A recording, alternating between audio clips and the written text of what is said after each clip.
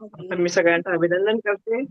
आपल्या सर्वांचं स्वागत आहे गीता परिवारामध्ये आणि खूप छान अनुभव येतो आपल्याला सर्वांना.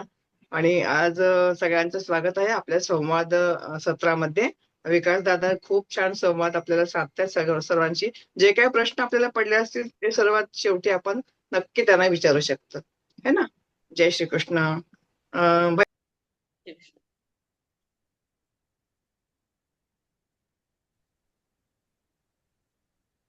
हा, जय श्रीकृष्ण सर्वांना. सर्वांचं स्वागत आहे आपल्या या सत्रामध्ये, संवाद सत्रामध्ये.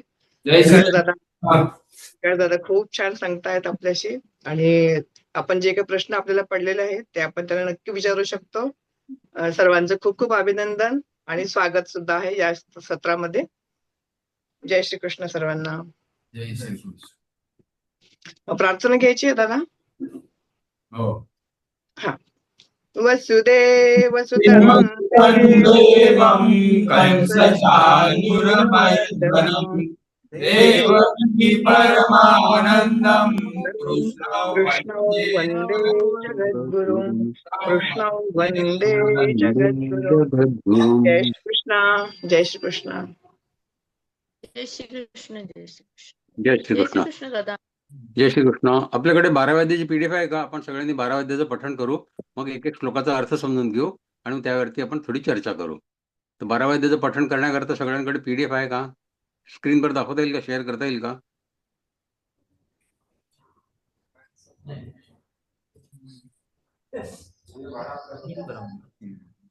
ठीक आहे. 12 वाद्य तुमचं सगळ्यांचं झालेलं आहे. मी एक व्हेरी गुड आहे आपल्याकडे. तर प्रार्थना आपली झालेली आहे. आता आपण 12 वाद्य सगळ्यांनी मिळून पठण करूया. म्हणजे 12 वाद्य आपल्या मनात उतरला की मग आपण एक एक श्लोकाचा काय अर्थ आहे, प्रत्येक शब्दाचा काय अर्थ आहे आणि आपल्या जीवनात या श्लोकाचा काय संदर्भ आहे, जीवनात हे श्लोक कसे उतरवू शकतो याविषयी आपण चर्चा करू. तर आता आपण पठणाला सुरुवात करू. सगळे तयार आहात? हो. ठीक. ओम श्री परमात्मने नमः. नमः. श्रीमद्भगवद्गीता अथ द्वादशोऽध्याय. अर्जुन उवाच एवं सततयुक्ताये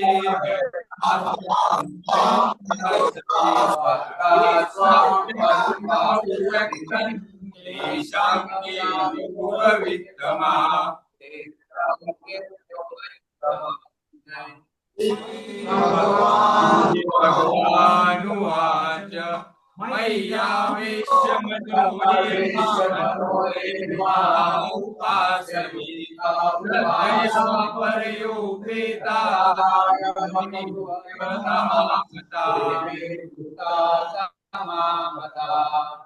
ये त्वक्षरमनिर्देश्यम्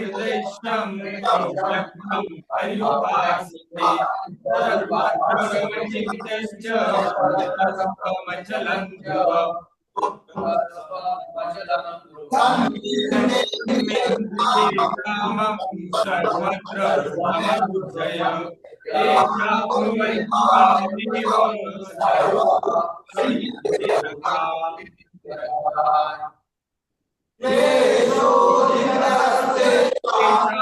अव्यक्ता सक्तचेतसा अव्यक्ता हि गतिर्दुःखं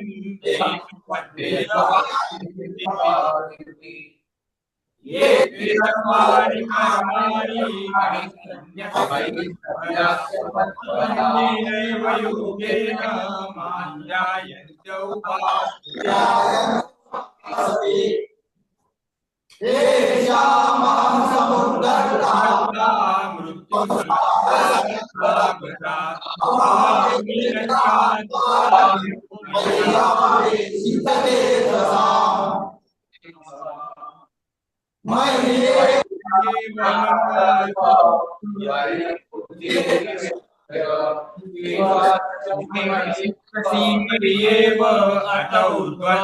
संशय अत चित्तमसमादातुं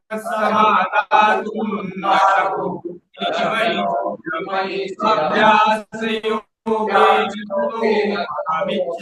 धनञ्जय अभ्यासेत्य समीतोऽसि कर्म परमो तदर्थमपि कर्माणि कुर्वन् सिद्धिमवाप्ति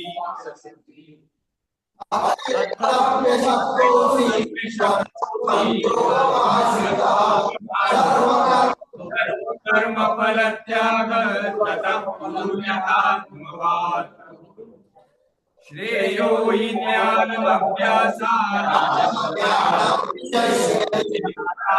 कर्म फल त्याग त्यागाच्च निरन्तरम् अद्वेष्टा सर्वभूतानां मैत्रः करुण एव च निर्ममो निरहङ्कारः दुःखसुखशमी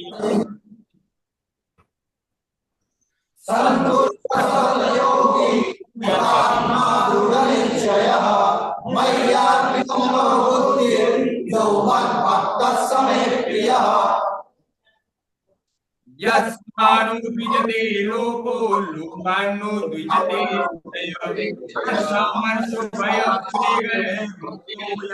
मे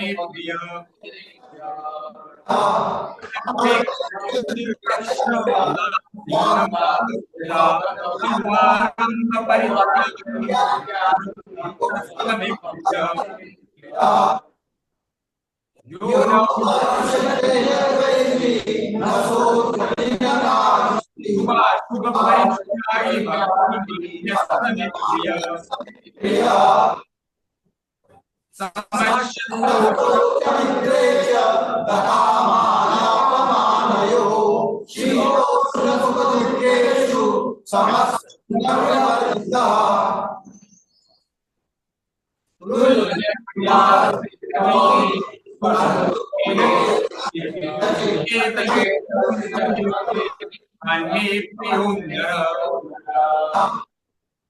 ये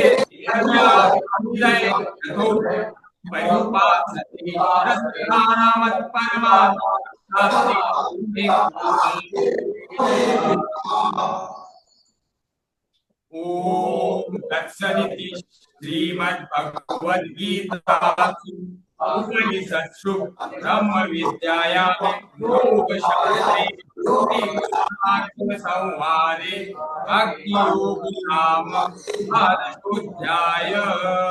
ओम श्री कृष्णार्पणमस्तु। जय श्रीकृष्ण, जय श्रीकृष्ण. सर्वांनी अतिशय सुंदर म्हटला अध्याय. काही काही लोक तर पुढला श्लोक स्क्रीनवरच्या याच्या आधीच म्हणत होते. याचा अर्थ तुम्हाला गीता बऱ्यापैकी पाठ व्हायला लागली आता. ही खूप छान गोष्ट आहे. 12वा अध्याय तुमच्या मनात उतरायला लागलाय, ही खूप आनंदाची गोष्ट आहे.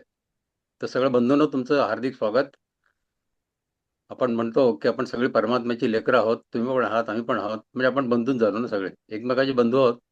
त्या बंधूंनी केलेला संवाद आपण आता याच्याविषयी चर्चा करू थोडक्यात, की आपण 12व्या अध्यायात परमात्म्याने आपल्याला काय सांगितलंय, कृष्णाने आपला प्रिय परमेश्वर परमात्मा श्रीकृष्ण भगवान यांच्या आपल्याकडनं काय काय अपेक्षा आहेत, याचा अर्थ आपण थोडक्यात समजून घ्यायचा प्रयत्न करू. तर पहिला श्लोक जो तुम्ही वाचला तो होता, एवं सततयुक्ता ये भक्तास्त्वां पर्युपासते ये चाप्यक्षरमव्यक्तं तेषां के योगवित्तमाः. अर्जुनाचा प्रश्न आहे हा. अर्जुन वाच, एवं एवं म्हणजे अशा प्रकारे, सततयुक्ता म्हणजे सतत म्हणजे सदैव, युक्ता म्हणजे जोडलेलं, सततयुक्ता सदैव जोडलेलं, ये म्हणजे तो, भक्तास्त्वाम भक्त म्हणजे भक्त, परमात्म्याचा भक्त, त्वाम भक्त आणि त्वाम हे दोन्ही जोड अक्षर आले बरोबर आणि शब्द आले आणि भक्तास्त्वाम असा शब्द निर्माण झाला. भक्त आणि त्वाम, भक्त अधिक त्वाम म्हणजे भक्तास्त्वाम.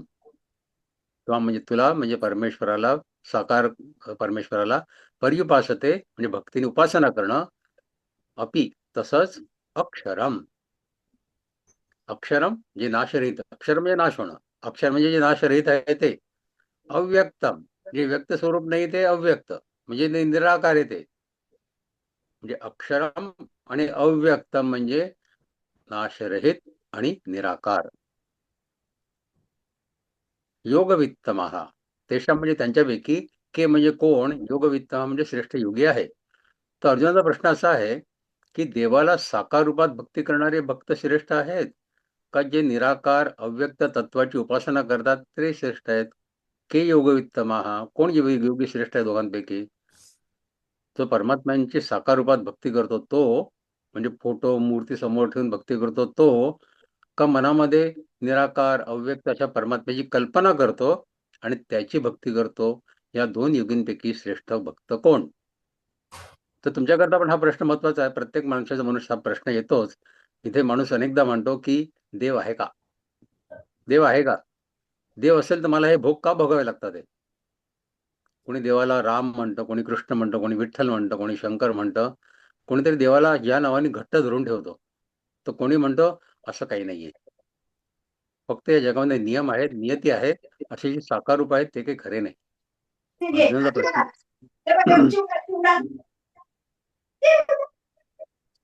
अर्जुनाचा प्रश्न असा आहे की तर्क आणि श्रद्धा यांच्यातला हा संघर्ष आहे. श्रद्धेनेच आपण त्या परमात्म्याच्या रूपाकडे पाहतो, राम कृष्ण विठ्ठल शंकर यांच्याकडे. पण तर्क म्हणतो की असे आम्ही तर ऐकले की परमात्मा निर्गुण निराकार असतात. मग हे हे आणि हे दोघांची सांगड कशी घालायची? तर तुम्ही लोक पण इथे असताना हा संघर्ष अनुभवत असाल की एवं सतत युक्ताये भक्तास्त्वं परिभासते ये चाप्यक्षरम व्यक्तन तेषांचे योगवित्तमः. कोणाची भक्ती करायची? सगुण का निर्गुण निराकाराची करायची? त्याचं उत्तर परमात्मा पुढल्या श्लोकात देतात ते मय्यावेश्मनो ये मान् नित्ययुक्ता उपासते श्रद्धया परयोपेतास ते मे युक्ततमा मताः. मयी आणि आवेश्य असे दोन शब्द आले आणि मय्यावेश्य असा शब्द निर्माण झाला. मयी म्हणजे माझ्यामध्ये, आवेश्य म्हणजे एकाग्र करून, मन म्हणजे मन, ये म्हणजे तो, माम म्हणजे मला, श्रद्धया श्रद्धेनी, नित्ययुक्ता सातत्याने जोडला गेलेला, उपासते उपासना करतो, युक्ततमः तो योगी श्रेष्ठ आहे. मतः म्हणजे माझं मत असं आहे. स्पष्ट उत्तर देत आहे अर्जुनाच्या प्रश्नाचं की जो सगुण साकाराची उपासना करतो तो भक्त का जो निर्गुण निराकाराची उपासना करतो तो भक्त? दोघांपैकी श्रेष्ठ भक्त कोण आहे? कोण श्रेष्ठ योगी आहे? श्रीकृष्ण भगवान स्पष्ट उत्तर देतात ते काहीही शंका न ठेवता की जे लोक मन माझ्यामध्ये पूर्ण लावून नित्ययुक्ता श्रद्धेनी श्रद्धया सातत्याने नित्य माझी भक्ती करतात तेच श्रेष्ठ योगी आहेत.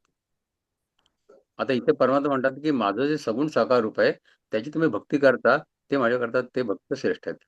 तर एक गोष्ट आपल्याला श्रीकृष्णांकडनं कळली की परमात्माचे सगुण साकार रूप आहे जे आपण पाहतो, मंदिरामध्ये जाऊन पाहतो, फोटोमध्ये पाहतो, ते परमात्म्यांना त्याची भक्ती केलेली आवडते. ते म्हणतात ते भक्त श्रेष्ठ आहे. तुमच्या डोळ्यासमोर माझं चित्र तुम्ही उभं करता आणि त्याची भक्ती करता, म्हणजे तुमच्या डोळ्यासमोर माझी मूर्ती आणता आणि त्याची उपासना करता, तुम्ही श्रेष्ठ भक्त आहात. तर इथे मोठा संदेश आहे परमात्म्यांचा. देव म्हणतो की तुमचा भूतकाळ काय आहे, तुम्ही काय गुन्हा केलाय, तुमची शिक्षा किती आहे, हे काही विचारत नाही भाऊ मी तुम्हाला. मला फक्त तुमचं मन पाहिजे. मय्यावेश्य तुमचं मन पाहिजे मला. तुमचं मन एकाग्र करा माझ्यामध्ये. बाकी तुम्ही कुठून आला, काय करता, काय गुन्हा केला, किती शिक्षा, ते माझा काय हा प्रश्न नाहीये तुमच्याशी. तर कारागृहात असताना असं तुम्हाला वाटतं की आपलं सगळं हिरावून घेतलं गेलंय का काय? पण मन तुमच्याकडे अजून, आणि तेच मन परमात्म्यांना पाहिजे. तेच मन परमात्म्यांना पाहिजे. कृष्णाची तीच मागणी की तुमचं मन मला द्या फक्त. मग बाकी तुम्ही काय करता याचा माझा काही संबंध नाहीये. तर जर ते मन रागात असेल कायम, किंवा पश्चाताप करण्यात मग्न झालं असेल, किंवा मनामध्ये कुठल्याही प्रकारची सूड भावना येत असेल, किंवा निराशेत अडकलेला असेल, तर हा कारागृह म्हणजे आपल्याकरता नरकच म्हणायला पाहिजे. पण जर का तेच मन मय्यावेश्य परमात्म्याच्या नामस्मरणात, प्रार्थनेत, आत्मचिंतनात आणि सुधारण्याच्या इच्छेत जर का लागत असेल, तर हा कारागृह पण आश्रम बनू शकतो आणि इथं आपण एक उत्तम मनुष्य म्हणून बाहेर पडू शकतो. आता मन आपलंच आहे. मनात कुठले विचार आणायचे? निराशेचे आणायचे का आशेचे आणायचे? पश्चात्तापाचे आणायचे का आपण सुधारू या आशेचे आणायचे? हे आपल्यावरती अवलंबून आहे ना. तर जिथे तुम्ही राहात सध्या त्याला आश्रम म्हणून मानायचं का त्याला कारागृह म्हणून मानायचं हे तुमच्या मनावरती अवलंबून आहे. तुम्ही जसा मनात विचार कराल त्याप्रमाणे तुमचं कारागृह तुम्हाला आश्रम सुद्धा वाटू लागेल किंवा मग कारागृह पण वाटू शकेल. पुढला श्लोक 3. ये त्वक्षरमनिर्देशम् अव्यक्तं पर्युपासते सर्वत्र गमचिन्त्यञ्च कूटस्थमचलं ध्रुवम्. अक्षरम जे अविनाशी आहे ज्याचा कधी नाश होत नाही ते अक्षरम.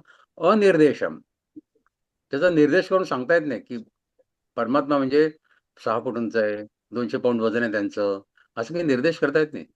देवाला काय असं दाखवता येत नाही, देवाची ओळख पटवून देता येत नाही आपल्याला की देव हा असा असतो बरं का. तर अनिर्देशम म्हणजे वर्णन न करता येण्यासारखं आहे. अव्यक्तम आहे, निराकार येतो. सर्वत्र गम सर्वत्र व्यापलेलं आहे त्यांनी. अचिंत्यम मनाने चिंतन करण्याच्या पलीकडे येतो. मन चिंतन कशा गोष्टीचं करतं, जे आपण पाहतो, आपल्या डोळ्यांना दिसतं, कानानं ऐकू येतं, त्याचं चिंतन करू शकतो आपण. जी गोष्ट आपण कधी पाहिलीच नाहीये त्याचं काय चिंतन करणार. तर मनाच्या चिंतना पलीकडे येतो. अचिंत्यमय. कूटस्थ कूटस्थ म्हणजे स्थिर. कूट शब्दाचा अर्थ असा आहे, सोनारच्या दुकानात तुम्ही गेला असाल तर सोनारच्या दुकानामध्ये एक लोखंडाचा ब्लॉक ठेवला असतो. तो सोनार काय करतो, एक छोटी हातोडी घेतो आणि त्या दागिन्यांना शेप देतो असा टक टक टक टक टक टक करून.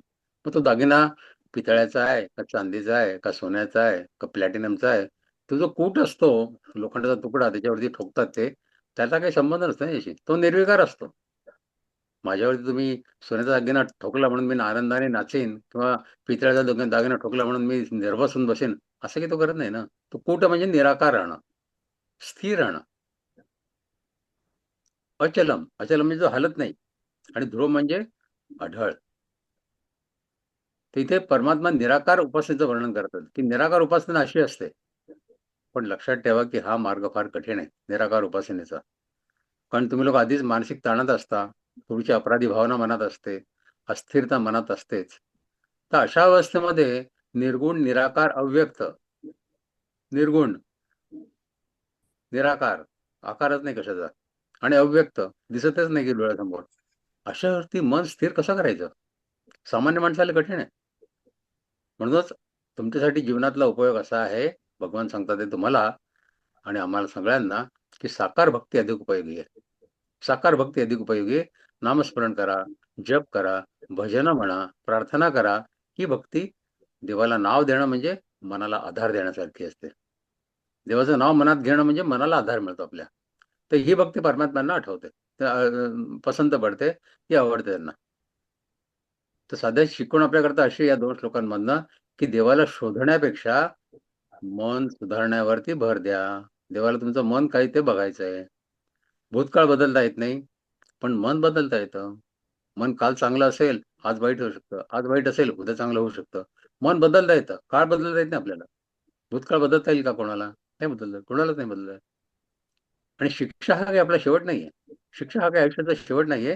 ही परिवर्तनाची सुरुवात आहे. त्यामुळे शिक्षेचा काळ हा परिवर्तनाचा काळ आहे, असं मनात घेऊन आपण वागलं पाहिजे. पुढला श्लोक घेऊया. संनियम्येन्द्रियग्रामं सर्वत्र समबुद्धयः ते प्राप्नुवन्ति मामेव सर्वभूतहिते रताः. संनियम्य, नियम्य म्हणजे संयम करणं, पूर्णपणे संयम करायचा. कशाचा? इंद्रिय ग्राम, इंद्रियांचा समूह. ग्राम म्हणजे समूह, इंद्रिय म्हणजे आपले इंद्रिय, आपले डोळे, आपले कान, आपलं नाक, आपली जीभ, हे आपले इंद्रिय, ज्ञानेंद्रिय. आणि आपले हात, आपले पाय, आपले कर्मेंद्रिय. तर इंद्रिय ग्राम म्हणजे या इंद्रियांचा समूह. संयम म्हणजे संपूर्ण संयम करून सर्वत्र, सर्व ठिकाणी, समबुद्धया म्हणजे समत्व बुद्धी असलेली. हा जवळचा, तो लांबचा, हा मित्र, तो शत्रू, लाभ, हानी, सुख, दुःख अशा भावनांमध्ये न अडकता सगळ्या परिस्थितीकडे समत्वानी पाहणं, ही समबुद्धी. सर्व भूत हिते रताः, सगळ्या प्राण्यांच्या हितात रमलेले असे सर्व भूत हिते रताः ते प्राप्नोति मामेव, ते मला प्राप्त करतात. म्हणजे 4-5 गोष्टी सांगितल्या परमात्म्यांनी. इंद्रिय तुमच्या ताब्यात ठेवा, सगळीकडे समत्व बुद्धीने पहा, सगळ्या प्राण्यांचं भलं कसं होईल याचा विचार करा. असा तुम्ही विचार केला, तुम्ही मला प्राप्त कराल. ते प्राप्नोति मामेव, ते मला प्राप्त कराल तुम्ही. तर हा श्लोक निराकार उपासनेचा मार्ग सांगणारा श्लोक आहे. श्रीकृष्ण म्हणतात आहे की जो मनुष्य आपल्या इंद्रियांवरती पूर्ण नियंत्रण ठेवतो, संयम इंद्रिय ग्राम सर्वत्र, सगळ्यांकडे समान नजरेने पाहतो, सर्वत्र समबुद्धयः, जो कोणाचं वाईट करत नाही, सर्वांच्या हिताचा विचार करतो, सर्वभूत हिते रताः, ते प्राप्नुवन्ति मामेव, तो मला प्राप्त करतो. तर आता तुमचं जीवन इथे कारागर असताना कठीण आहे माहिती आहे तुम्हाला, थोडंसं कठीण असणार. तर दैनंदिन जीवनामध्ये तुम्हाला रोज कोणीतरी चिडवत असेल, कोणीतरी अपमान करत असेल, तुम्हाला असं वाटत असेल की आपल्यावरती फार अन्याय होतोय, मनामध्ये राग उफाळत असेल, त्या क्षणी आपल्या जिभेला थांबवणं, आपल्या हाताला थांबवणं, आपल्या डोळ्यांना थांबवणं आणि आपल्या मनाला थांबवणं, हे आहे इंद्रिय संयम्य. जो पहिला चरण आहे संयम इंद्रिय ग्राम, तो हा आहे इंद्रिय संयम्य. जो असं म्हणतो की तुमच्यापैकी जो कोणी आज असं म्हणेल की आज मी कोणालाही काही शिवी देणार नाही, मी आज कोणाशी भांडणार नाही, मी आज कोणाचं नुकसान करणार नाही, म्हणजे त्यांनी या श्लोकाचं पालन केलं. संयमेंद्रिय ग्रामम हा साधक झाला. म्हणजे हा श्लोकाचा हा चरण संयमेंद्रिय ग्राम जर का आपण आयुष्यात आणला तर आपण परमेश्वराचे साधक झालो. आपल्या जीवेवरती नियंत्रण ठेवणं, बोलताना खाताना, आपल्या हातावरती नियंत्रण ठेवणं, आपल्या डोळ्यांवरती नियंत्रण ठेवणं, आणि आपल्या मनाला थांबवणं म्हणजे संयमेंद्रिय ग्रामम. पुढला श्लोक 5वा. क्लेशोऽधिकतरस्तेषाम् अव्यक्तासक्तचेतसाम् अव्यक्ता हि गतिर्दुःखं देहवद्भिरवाप्यते. आता परमात्मा काही निर्गुण निराकाराची उपासना करू नका असं म्हणत नाहीये, पण त्यात ती अडचण काय हे सांगतात आहे. क्लेशोऽधिकतरस्तेषाम्, क्लेश अधिकतर म्हणजे फार मोठे कष्ट आहेत.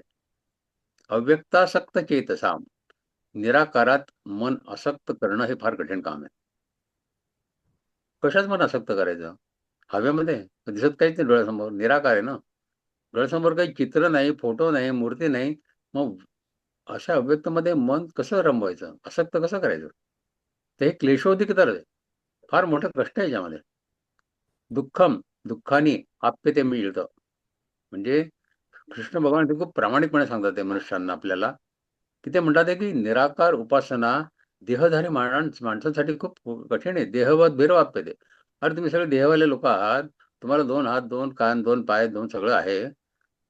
ज्याच्याकडे काहीच नाही त्याची उपासना तुम्ही कशी करणार? उपासना करण्याकरता आपण आणि त्याचं स्वरूप जर का मॅच झालं, जुळायला लागलं, तर आपल्याला कळतं की हा आपल्यासारखंच आहे बरं का, याची उपासना करणं शक्य आहे. आता त्याला हात पाय नाही, डोके नाही, कान नाही, काही नाही, हवा आहे नुसती, हवा पण नाही, नुसता व्हॅक्यूम आहे, त्याची उपासना कशी करणार? देहवत भैरवाप्यते. आपण देहवाले लोक आहोत सगळे. जर ज्याचा देह नाही त्याची उपासना कशी करायची? तर क्लेशोधिकरच ते श्याम, ते फार मोठं कष्टदायक काम आहे.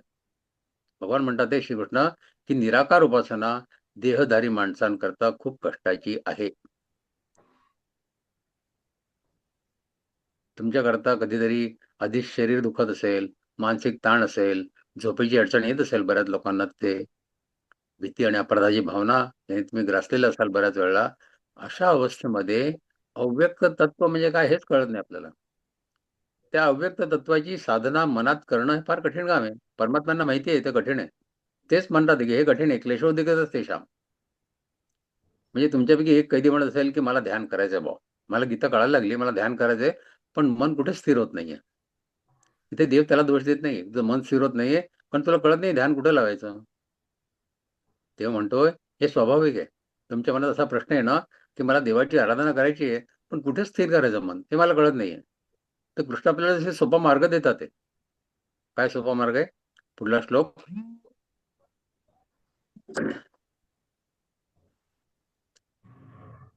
कर्माणि कर्माणि मयि सन्न्यस्मत्परा अनन्येनैव योगेन मां ध्यायन्त उपासते. सर्वाणि कर्माणि, तुमची सगळी कर्म, मयि संन्यस्य, मला अर्पण करा. सर्वाणि कर्माणि मयि संन्यस्य, तुमची सगळी कर्म मला अर्पण करा. मत्पराः, मला सर्वोच्च माना, माझ्यात परायण होऊन राहा, म्हणजे मला सर्वोच्च मानणारे.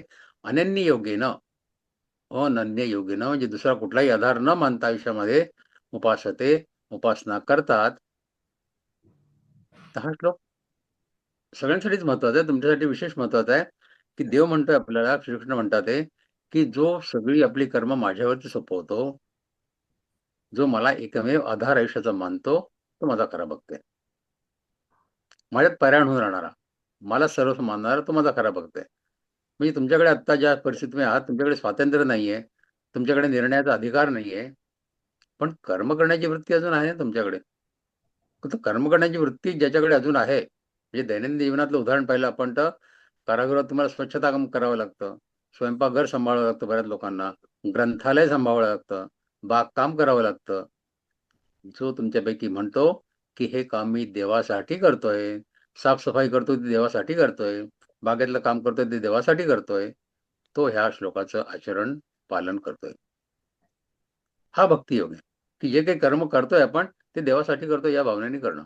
एक तर आपलं कर्म पवित्र व्हायला लागतं, मनात एक शांतीची भावना येते आणि देवाची आराधना होते, देवाची उपासना केली जाते. त्याच्यापेक्षा सोपं काही असू शकतं का देवाची उपासना करायचा मार्ग? की कर्म करायचं आणि देवाकरता करतोय या भावनेने करायचं.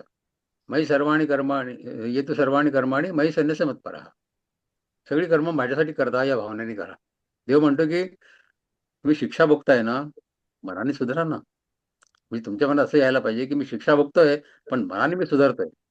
जर का मी जे काम करतोय जेलमध्ये असताना सुद्धा ती सगळी देवाकरता करतोय, परमात्म्यांकरता करतोय, अशा भावनेने केलं तर मन सुधारेल आणि परमात्म्यांना तेच पाहिजे, सुधारलेलं मन.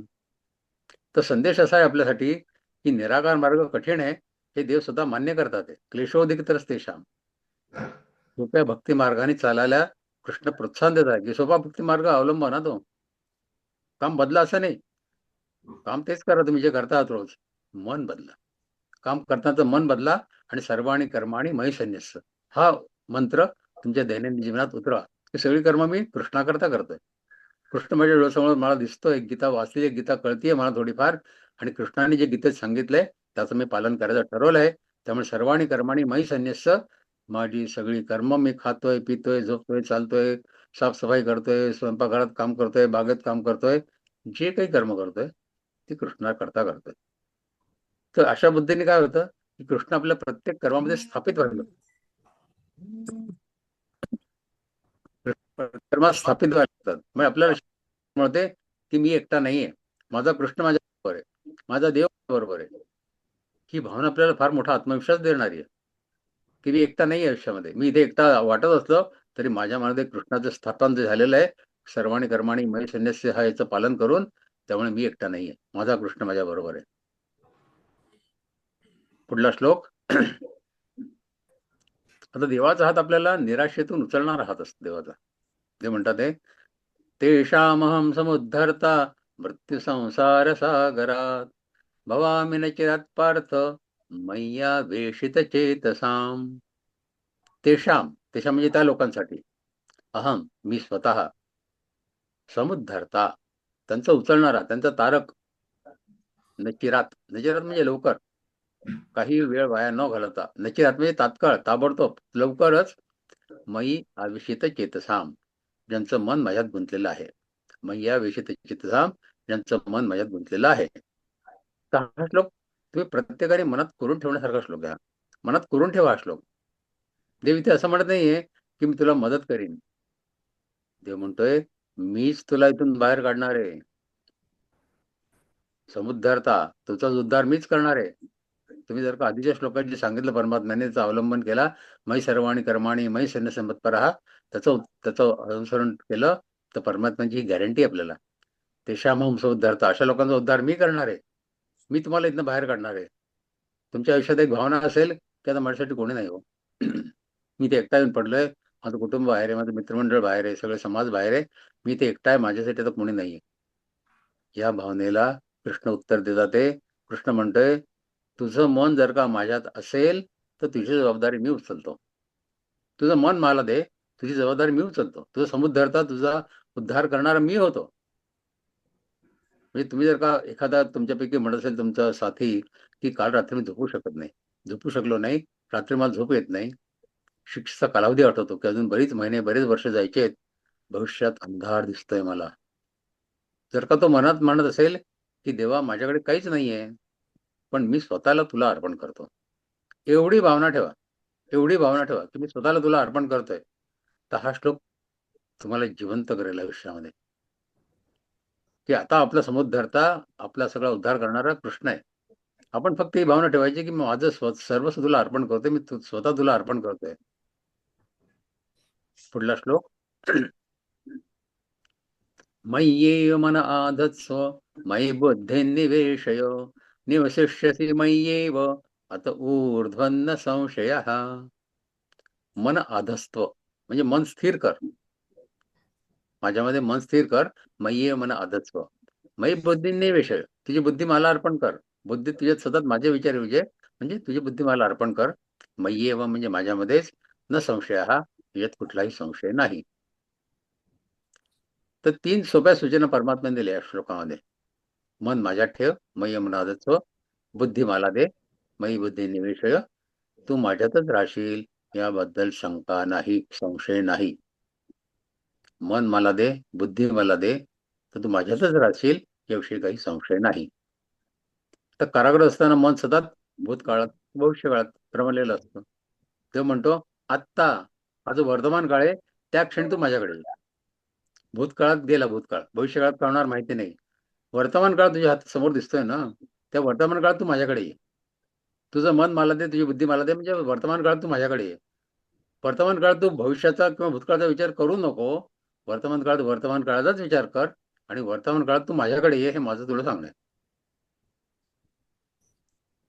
आता तुमच्या दैनंदिन जीवनामध्ये तुमची ड्युटी करता तुम्ही काहीतरी, जे ड्युटीची शिट्टी वाजते, तुमचे अधिकारी शिट्टी वाजतात, चला कामाला लागा. संध्याकाळी कोठडी बंद होते, एकटेपणा जाणवायला लागतो. अशा वेळी जर का कोणी कैदी मनात म्हणाला की कृष्णा आता मी तुझ्यासोबत आहे आणि तू माझ्यासोबत आहे, तो त्या श्लोकाचं पालन करतोय. मग त्याचं मन परमात्म्यात रमलेलं आहे, त्याची बुद्धी परमात्म्यात रमलेली आहे. तो एकटा नाही. आता कृष्ण त्याच्या बरोबर आहे. तुम्ही कुठे का असे ना, कारागृहात असा, या बाहेर समाजात असा, का कुठेही असा, मनामध्ये कृष्णाची स्थापना केली, मय्य मन आधत्स्व आणि मयी बुद्धी निवेशय, तर कृष्ण कायम तुमच्या बरोबर आहे. तुम्ही एकटे नाही, कुठेही असाल तरी. तर तो या श्लोकाचं पालन करतोय, म्हणजे की मय्येव मन आधत्स्व मयी बुद्धी निवेशय निवशिष्यसि मय्येव आता ऊर्ध्वन्न संशया. म्हणजे तुम्हाला पोहता येत नसेल तर देव तुम्हाला उचलेल पाण्यातनं. मन एवढंच मागितलंय, मनाची परिपूर्णता पण मागितली नाहीये. मन फक्त माझं द्या. तुमचं मन कसं काय असेल, मला द्या तुमचं मन. मन परिपूर्ण आहे ही पण अपेक्षा नाही परमात्म्याची. तुमचं मन मला द्या. देव काही आपल्याकरता न्यायाधीश नाहीये, तो आपला तारक आहे, समुद्धरता आहे.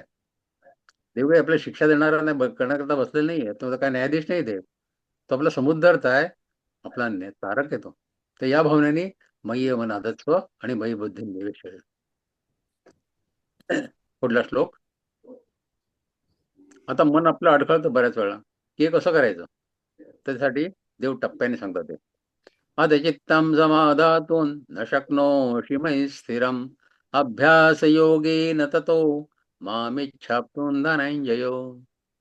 आता परमात्म्याने आधी 2-3 आपल्याला उपाय सांगितले, की मय्येव मन आधत्स्व मयी बुद्धी निवेशय निवशिष्यसि मय्येव अतो ऊर्ध्वन्न संशया. तुमचं मन आणि बुद्धी मला द्या, तुम्ही मला प्राप्त करा, इतके संशय नाही. ते नाही जमलं, बरं दुसरा उपाय देतो. आता चित्तम समाधातून शक्नोषि मयि स्थिरम अभ्यास योग्यने ततो मामी छाप्तुं धनंजय. हा दुसरा उपाय आहे. तुम्हाला मन मला द्या, हे नाही जमलं, मान्य. बुद्धी माझ्यात ठेवा, नाही जमलं, मान्य. अभ्यास तर करा. कसला अभ्यास? योगाचा अभ्यास. कुठला योग? समता योग. प्रत्येक गोष्टीकडे समता बुद्धीने पाहणं, हा अभ्यास योग. आता चित्तम समाधातून न शक्नोषि मयि स्थिरम. तुम्हाला नाही जमते. न शक्नोषि म्हणजे तुम्हाला जमत नाहीये, शक्य नाहीये तुम्हाला ते. माझ्यामध्ये तुमचं मन आणि बुद्धी स्थिर करणं, जे आधीच्या श्लोकात सांगितलं परमात्म्यांनी, ते तुम्हाला नाही जमलं. देव मान्य करतो. ठीक आहे, सगळ्यांना जमतं असं नाहीये. दुसरा उपाय सांगतो. अथ म्हणजे जर, चित्तम म्हणजे मन, समाधातुम म्हणजे स्थिर करणं, न शक्नोषी जमत नसेल, अभ्यास योगेनं. अभ्यास म्हणजे सतत सराव करा. कशाचा? योगाचा. कुठला योग? समता योग. सगळीकडे समता बुद्धीने पाहण्याचा योग म्हणजे अभ्यास योग. मामेच्छाप्तम धनंजय. तरी तुम्हाला प्राप्त कराल. म्हणजे तुमचं मन नाही देत तुम्ही मला, मान्य, नका देऊ. तुमची बुद्धी माझ्या ठेवत नाही, त्याला मान्य. अभ्यास योग तर करा. सगळीकडे समता बुद्धीने पहा. म्हणजे आपल्या मनाची परिस्थिती देवाला पूर्ण माहिती आहे. जो म्हणतो की सगळ्यांनाच जमेल असं काही जरुरी नाहीये. मन आणि बुद्धी माझ्यामध्ये ठेवणं प्रत्येकाला जमेल असं काही जरुरी नाहीये.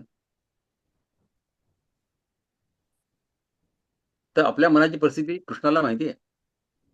देव म्हणतो, तुला जर मन माझ्यामध्ये स्थिर ठेवता येत नसेल, हरकत नाही. बुद्धी माझ्यात ठेवता येत नसेल, हरकत नाही. न शक्नोषि मयि स्थिरम, हरकत नाही. शक्य नाही तुला, बरं हरकत नाही. हा केवढा मोठा दिलासा आहे आपल्याला कृष्णाकडनं. आपल्या मनातला जो वीकनेस आहे, आपली जी कमजोरी आहे, ती देवाला माहिती आहे, की असं चित्त आणि देवामध्ये मन आणि बुद्धी ठेवणं हे काही सोपी गोष्ट नाहीये. आपण काय फार मोठे संत नाहीये, साधारण माणसं आहोत आपण. तर देवाला मान्य आहे, की ठीक आहे, हरकत नाही. तुला जमत नाही ना, कारण मन तुमचं इथे असताना कायम भूतकाळात जातं. गुन्ह्याची आठवण येते, आपण काय गुन्हा केला त्याची आठवण येते. कुटुंबाची चिंता सतावत असेल तुम्हाला. इथे देव कोणाला दोष देत नाहीये. तो फक्त म्हणतो, की सराव कर, अभ्यास कर. म्हणजे तुम्ही जर का एखाद्या कैद्याने ठरवलं, की रोज 5 मिनिटे मी नामस्मरण करीन. पहिल्या दिवशी नामस्मरण करताना मन भटकतं. दुसऱ्या दिवशी पण तो सोडत नाही. हा अभ्यास योग्य. की एकदा आपल्याला अडचण आली म्हणून सोडून नाही द्यायचं, ते बरोबर नाही. परमात्मा म्हणतात अभ्यास करा. जी चांगली गोष्ट करताय त्याचा अभ्यास करा. म्हणजे रोज ती दैनंदिन गोष्ट करा. लहानपणी असताना आपण ते पाढे म्हणायचो ना, बे एकम बे, बे दोन्ही चार, बे असं पाढे म्हणायचो. तो अभ्यास असायचा. की पाठ होतं आपल्याला ते. 29चं पाढा म्हटलं की पटापट 29चं पाढा म्हणायचं. हा अभ्यास आहे. की रोज तीच गोष्ट परत-परत करणं हा अभ्यास. आणि हा अशा बुद्धीचा अभ्यास करायचा, की प्रत्येक गोष्टीकडे चांगल्या दृष्टीने बघण्याचा अभ्यास. अभ्यास योगेन. तर हा अभ्यास योग आहे. हा जर का तुम्ही केला, सगळीकडे समता बुद्धीने पाहिला, हा जवळचा, तो लांबचा, हा मित्र, हा शत्रू, हा लाभ, हा हानी असं न पाहता सगळीकडे समत्व बुद्धीने समता योगाचा अभ्यास जरी केला, तरी तुम्ही मला प्राप्त कराल. त्याच्यात काही संशय नाही. मामी शब्द म्हणजे मला प्राप्त कराल. धनंजय म्हणजे अर्जुन. आता हे जमत नाही काही लोकांना. समता बुद्धीने याचा अभ्यास करायचा रोज, हेही जमत नाही. परमात्म्यांना हेही कळलं, की बाबा हे जमत नाही लोकांना, बऱ्याच लोकांना. मग त्यांनी तिसरा अल्टरनेटिव्ह दिला. तिसरा उपाय दिला. काय दिला तिसरा उपाय? पुढला श्लोक. अभ्यासेऽप्यसमर्थोऽसि मत्कर्म परमो भव मदर्थमविकर्माणि कुर्वन् सिद्धिमवाप्स्यसि. अभ्यास अपि म्हणजे हा असा अभ्यास करताना सुद्धा, सराव करताना सुद्धा असमर्थ, तुम्ही समर्थ नाहीये. समता योगाचा अभ्यास करण्यात सुद्धा तुम्ही समर्थ नाहीये. आता काय करायचं? मत्कर्म परम, माझ्यासाठी काम करणारा, मदर्थम माझ्यासाठी कुर्बन करत राहिलास तरी सिद्धीम अंतर्गत यश तुला प्राप्त होईल. अवाप्स्यसी म्हणजे प्राप्त करणं. तर देव इथे अजून एक पायरी आपल्याकडे तर खाली उतरतात आहे. आधी वरच्या खूप वरच्या पायरीवरून त्यांनी सुरू केलं, की तुमचं मन बुद्धी मला द्या. नाही समजत आहे, एक पायरी खाली उतरले. अभ्यास योग करा, नाही जमत आहे, एक पायरी अजून खाली उतरले आणि म्हणतात ते अभ्यासे असमर्थोसी मत कर्म परमो भव मदत कर्माणी कुर्वन् सिद्धिमो वाप्स्यसि. एक पायरी अजून खाली आलाय कृष्ण आपल्याकरता. तो म्हणतोय, की तुला ध्यान जमत नाहीये, अभ्यास जमत नाहीये, हरकत नाही. मत कर्म परमो भव. फक्त तुझं काम माझ्यासाठी करतोय या भावनेने कर. कारागृहात असताना किंवा बाहेर समाजात वापरताना आपल्याला कर्म काही टाळता येत नाही. कर्म करावं लागतं. पण कामाची भावना बदलता येते. कर्म स्वार्थी बुद्धीने करण्याऐवजी परमात्मा म्हणते, की मत कर्म परमो भव. माझ्यासाठी कर्म करतो ही भावना ठेव ना तू. म्हणजे स्वच्छता करणं हे काम मी देवाकरता करतोय. स्वयंपाकघरात काम करतोय, हे अन्न देवासाठी शिजवतोय, देवाला अर्पण करणार आहे. रांग लावताना संयम पाळणं ही भावना आहे. ही माझी साधना आहे. अशा साधनेने आणि असा कर्मयोग ही भक्ती आहे. ही भक्ती आहे. प्रत्येक कर्म करताना लंचच्या लाईनीमध्ये लागताना सुद्धा ही भावना मनात ठेवायची, की हा संयम पाळतोय मी, धक्काबुक्की करणार नाही. संयम पाळून माझा जेव्हा नंबर येईल तेव्हा थाळी पुढे करेन आणि अन्न घेईन. ही साधना आहे. ही साधना आहे. छोट्या-छोट्या गोष्टींना आपल्याला साधना करता येते आणि आपलं कर्म आपण परमात्मा करता करतो ही भावना मनात ठेवता येते. तर ह्या भावनेने कर्म केली प्रत्येक छोटी-छोटी कर्म तर कुर्वीन सिद्धिमवाप्स्यसि, तुम्ही देवाला प्राप्त कराल यात परमात्म्याला काही संशय नाहीये. तर सोपा मार्ग आपल्यासाठी असा आहे, की ध्यान तुम्हाला करायला जमलं, छान, खूप उत्तम. पहिला मार्ग जमला, खूप छान. नाही जमलं, अभ्यास योग करा, सराव करा. नाही जमलं, सरावही जमला नाही, अभ्यासही योग जमला नाही, कामदेवाला अर्पण करा. मत्कर्म परमो भव. देव आपल्याला कधी नाकारत नाहीये. तो फक्त आपला मार्ग बदलतो, की हा मार्ग तुला जमत नाहीये का? बरं ठीक आहे, हा मार्ग घे. तुला मुंबईहून पुण्याला जायचं आहे ना, का पुण्याहून मुंबईला जायचं आहे ना? बसने जायचं आहे का? नाही जमत आहे बसने. बस लागते का तुला? बरं हरकत नाही. मग ट्रेननी जा. ट्रेनला फार वेळ लागतो असं वाटतं का तुला? मग तुला टॅक्सी करून देतो, टॅक्सीने जा. टॅक्सी जमत नाही तुला, तुला फ्लाईटमध्ये बसवतो, बाबा तुझा फ्लाईटने जा, पण काहीतरी कर आणि जा तिथे.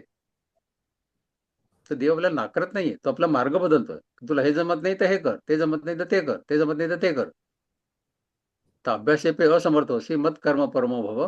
तुम्हाला अभ्यास जमत नाहीये समता योगाचा, तुमची कर्म माझ्या करता करताय, या भावनेने करा. आता परमात्म्याला शंका आली की हे जमलं नाही लोकांना तर काय करायचं पुढे? मग त्याला ते मला प्राप्त कसं करशील? पुढला श्लोक 11वा. अधिदत्ते शक्तोऽसि कर्तुं मद्योगमाश्रितः सर्व कर्म फल त्यागन ततः कुरु यतात्मवान. अथ तरी सुद्धा, त्याच्यानंतर पुढे एतत् अपि, एतत् म्हणजे हे, अपि म्हणजे सुद्धा, हे सुद्धा अशक्त म्हणजे असमर्थ असाल तुम्ही करण्यात. आधी श्लोकांनी सांगितलं ते करण्यात सुद्धा जर ते तुम्हाला जमत नसेल, ही सगळी कर्म तुम्ही माझ्या करता करता, ही भावना सुद्धा तुम्हाला माझं आणणं जमत नसेल, हरकत नाही. मध्ययुग आश्रितः, माझा मार्गाचा आश्रय घेतलेले, सर्व कर्मफल त्यागम, सर्व कर्मफळांचा त्याग, यथात्मवान, संयमित मन ठेवून.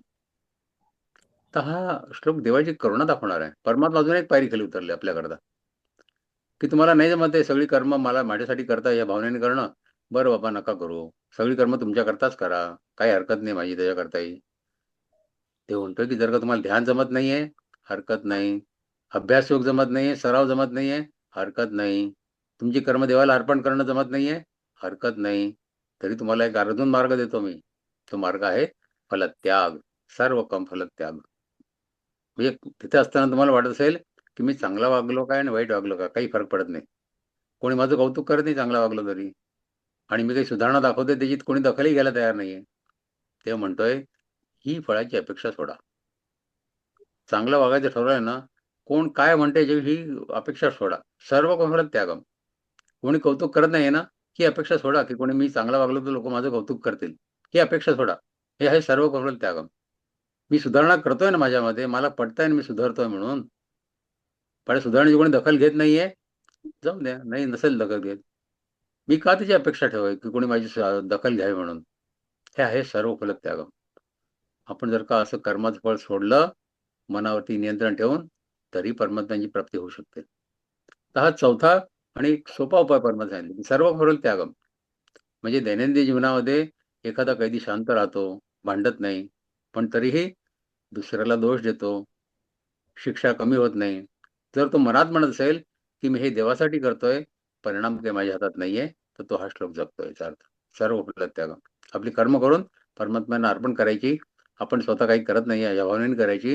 कर्मफळाचा त्याग ठेवायचा, मग त्याग करायचा म्हणजे कर्मफळाची अपेक्षा ठेवायची नाही. चांगलं बघायचं, पण कोणी चांगलं म्हणेल पाठीवर थाप मारेल अशी अपेक्षा पण ठेवायची नाही. लिफ्टमध्ये जाताना एखादा म्हातारा माणूस असेल, त्याने तुमच्याकडे अपेक्षेने पाहिलं, तुम्ही लिफ्टचा दरवाजा त्याच्याकरता उघडला, तो आतमध्ये आला, तुम्ही त्याला विचारलं कुठल्या मजल्यावर जायचं तुम्हाला बाबा?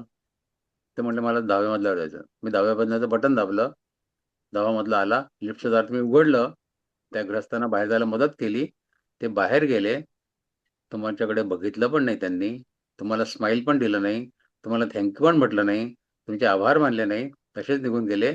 तुम्हाला वाईट वाटलं का? तुम्ही त्यांना मदत केली आणि तुमच्या मनात अशी अपेक्षा निर्माण झाली की त्यांनी मला थँक्यू म्हणावं, त्यांनी माझे आभार मानावे की तुम्ही मला मदत केली त्याबद्दल धन्यवाद. तशी अपेक्षा न ठेवणं म्हणजे सर्व फलत्याग. तर देव आपल्याला ही संधी रोज देतो. कर्म करून त्या फळाचा त्याग करायची संधी रोज देतो आपल्याला देव. पण आपण आपल्या करंटेपणाने प्रत्येक कर्म करताना त्या फळाची अपेक्षा ठेवतो. देव म्हणतो हे सोडून द्या.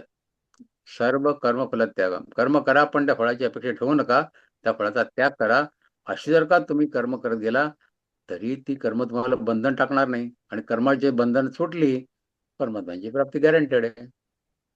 माणूस परत परत जन्ममृत्यूच्या चक्रात का अडकतो? कर्माच्या बंधनामुळे. आता कर्माच्या फळाची त्याग करून टाकला तर कर्माची बंधनं उरली कुठे मग? कर्माची बंधनं उरली नाही तर मग जन्ममृत्यूच्या चक्रात अडकण्याचा संबंध काय राहिला मग? आणि जन्ममृत्यूच्या चक्रात अडकलो नाही म्हणजे कुठे जाणार मग आपण? परमात्म्यांकडेच. त्यांच्याशी एकरूप होणार, त्यांच्यातच विलीन होणार. तर हा सगळ्यात सोपा मार्ग आहे. कर्म करायचं, आपलं कर्तव्य कर्म करायचं आणि फळाची अपेक्षा ठेवायची नाही. सर्व फलत्यागम. असं जरी करता आलं आपल्याला, तरी आपण परमात्म्यांची प्राप्ती करू शकतो. पुढला श्लोक. श्रेयो हि ज्ञानमभ्यासात् ज्ञानात् ध्यानं विशिष्यते ध्यानात् कर्मफल त्यागाच्छांतिरनंतरम. श्रेय म्हणजे श्रेष्ठ. ज्ञानम, ज्ञान म्हणजे आपलं ज्ञान, आपली समज, आपला विवेक. अभ्यासात, तो जो अभ्यास सांगितला, अभ्यास योगेनं, तो अभ्यास सरावापेक्षा ध्यानम, ध्यान. कर्मफल त्याग, सर्व कर्मफळांचा त्याग. शांती म्हणजे परम शांती. अंतरम, लगेच, नंतर नाही, आत्ता. 10 श्लोक म्हणजे मानसिक उपचाराची शिडी आहे. देवाने आपल्याला 4 पायऱ्या सांगितल्या की अभ्यास करा, सराव करा, ज्ञान, समज, ध्यान लावा आणि कर्मफल त्याग.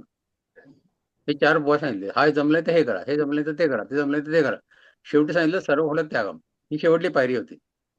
त्याच्यातली महत्वाची सूचना अशी आपल्याला की जी मनशांती आहे ती बाहेर नाही येत नाही, ती कर्मफळाचा त्याग केला की शांती येते.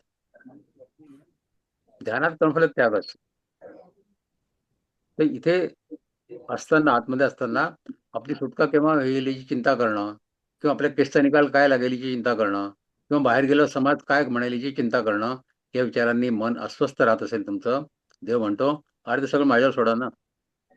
तू तुझं काम आजचं नीट कर, आजचं काम तुझं नीट कर, बाकी माझ्यावरती सोड सगळं. पण तुमच्यापैकी एखादा तुमचा साथी म्हणत असेल की माझी शिक्षा कधी संपेल हे मला माहिती नाहीये, पण आज मी राग न काढता दिवस काढेन, असं ठरवणं म्हणजे या श्लोकाचं पालन करणं झालं. असं जर का ठरवलं तर त्या क्षणी त्याला शांती मिळेल की आजचा दिवस मी कोणावरती राग न करता काढीन, असं म्हणणं म्हणजे तो दिवस शांतीत गेला. ते जीवन मंत्र तुमच्यासाठी असा आहे की सगळं जमत नाही, तुम्हाला परमेश्वराला मान्य आहे.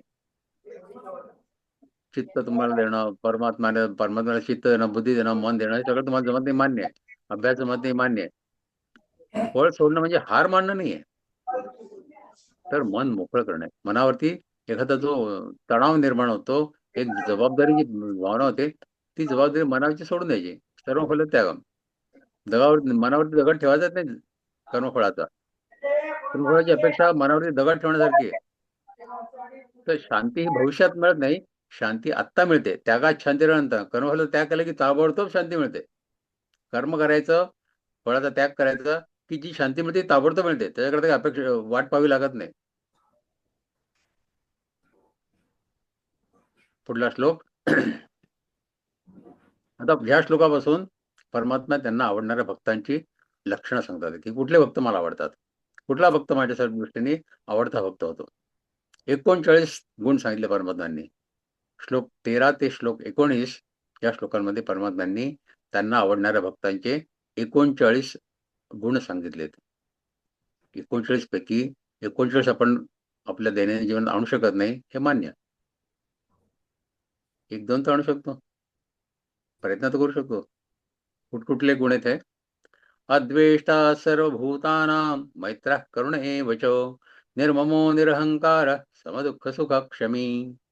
अद्वेष्टा म्हणजे द्वेष न करणारा, सर्वभूतानां सगळ्या प्राणीमात्रांचा, मैत्र मैत्रीभाव ठेवणारा, करुण दयाळू स्वभावाचा, निर्मम ममता रहित म्हणजे माझं तुझं असं न करणारा, निरहंकार अहंकार रहित, आणि समदुःख सुख क्षमी दुःख आणि सुख सम मानणारा, क्षमी म्हणजे क्षमाशील.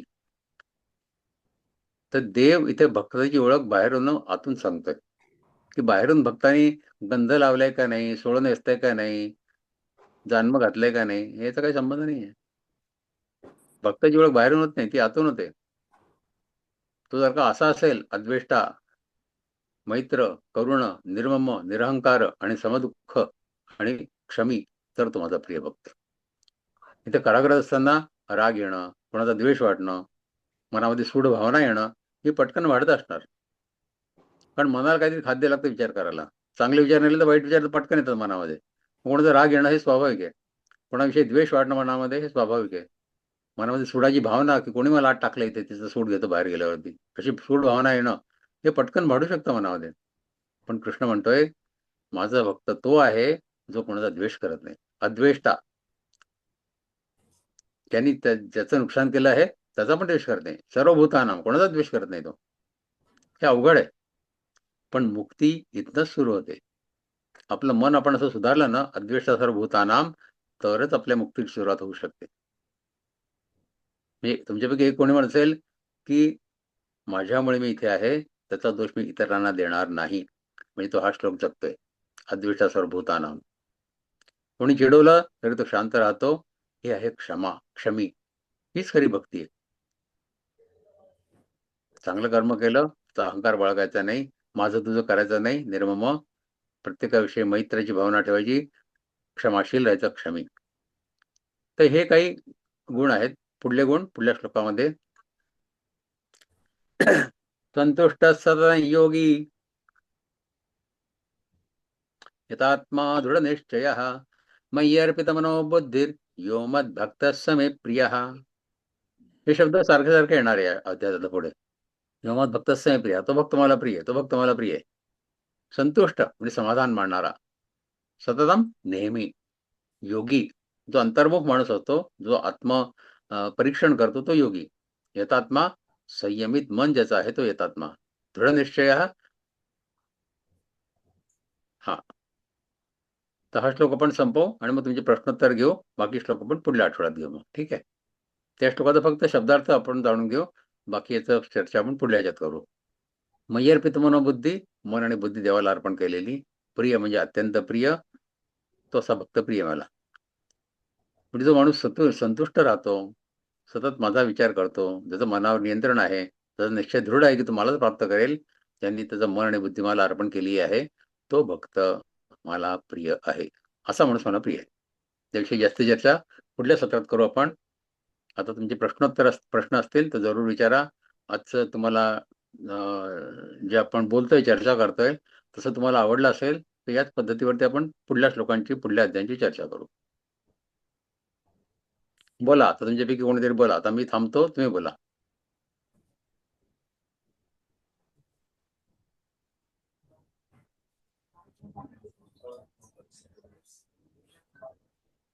यवतमाळ मंडळी बोला तुम्ही. या दादा, पुढे या. समजलं सर, व्यवस्थित समजत आहे. विवेचन छान होतं.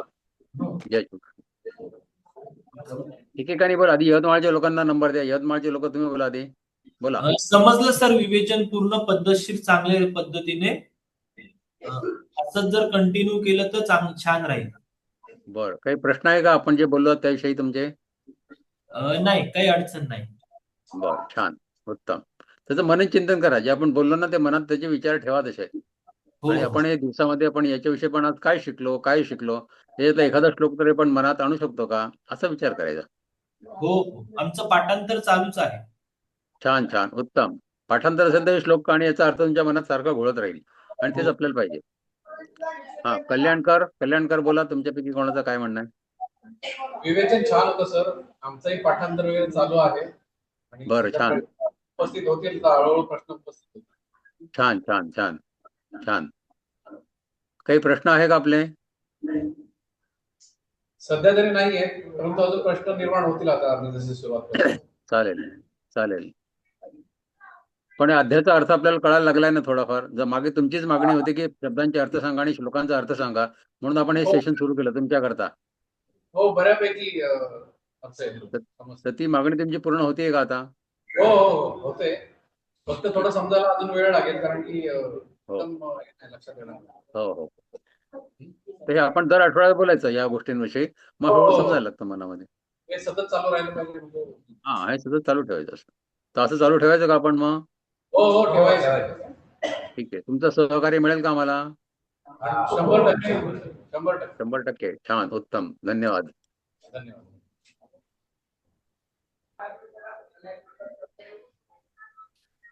अजून कोण जोडलेलं आहे का यवतमाळ आणि कल्याण शिवाय?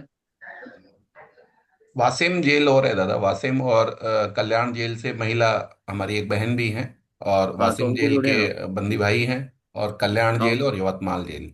जी हाँ, तो वाशिम और उनको बोलिए ना, महिलाएं को बोलिए, उनको अनम्यूट करिए। अनम्यूट है दादा। दीदी, कोई प्रश्न आपका हो तो कल्याण जेल से जो हमारी दीदी बैठी हैं, अगर आपका कोई प्रश्न है तो आप दादा से पूछ सकते हैं। हाँ, उनके ऊपर फोकस रखे ना थोड़ा। हाँ, स्पॉटलाइट है दादा।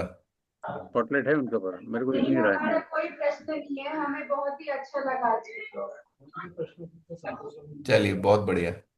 वासिम अच्छा जेल अच्छा। से, वासिम कारागृह से अगर कोई प्रश्न आपका है तो आप पूछ सकते हैं प्लीज। वाशिमकरांना काही प्रश्न आहे का?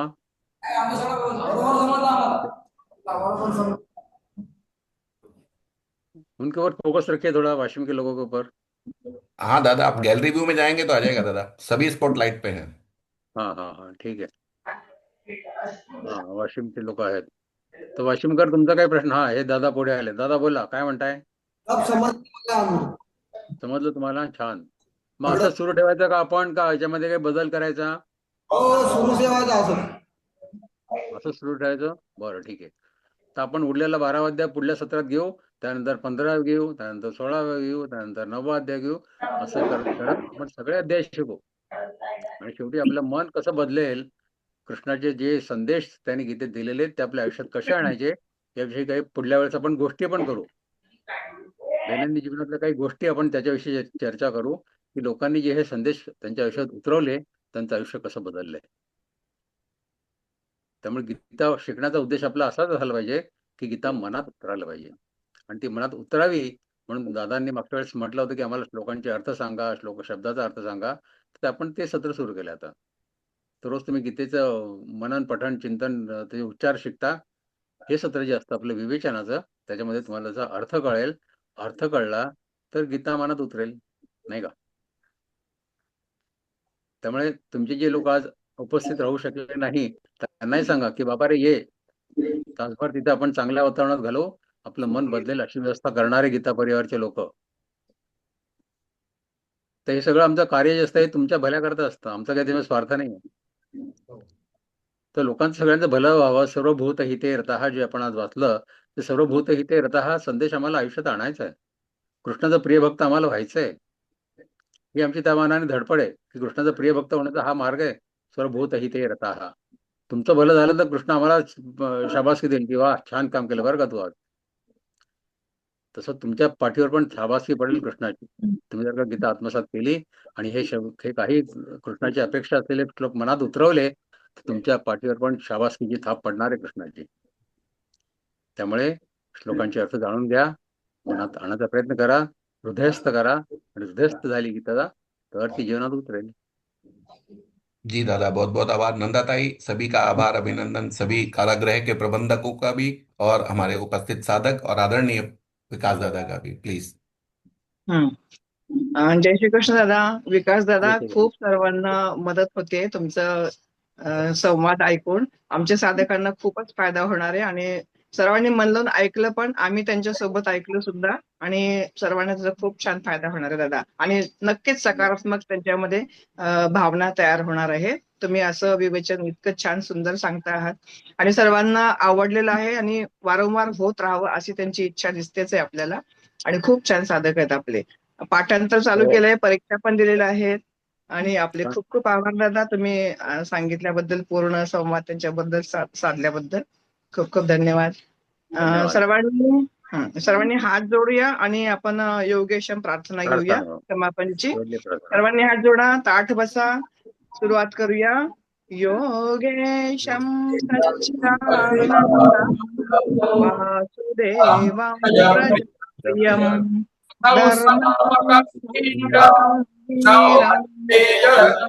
वंदे जगद्गुरु कृष्ण, वंदे जगद्गुरु. जय श्री कृष्ण. जय श्री कृष्ण. जय श्री कृष्ण. कल्याणकर, छान वाशिमकर, उपक्रम आहे. यवतमाळकर, पुढल्या आठवड्यात भेटू. धन्यवाद. धन्यवाद. जय श्री कृष्ण दादा. जय श्री